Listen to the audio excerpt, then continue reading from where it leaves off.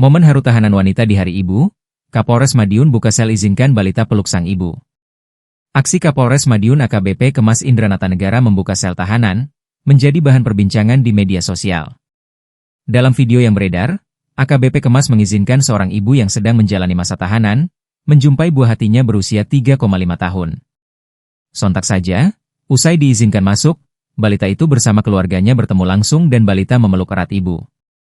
Momen menyentuh hati ini kian menguat, setelah AKBP Kemas mengajak balita berbincang-bincang, sembari memberikan permen dan setangkai bunga. Diketahui tahanan perempuan itu tersandung kasus penggelapan dan penipuan, inisial SS, 60, dan HW, 46, warga Balerejo, Kabupaten Madiun. AKBP Kemas mengatakan, peristiwa tersebut terjadi saat pengecekan tahanan khusus, yang bertepatan dengan Hari Ibu, Senin, 22 Desember 2025. Sang anak terpaksa berpisah dari ibunya.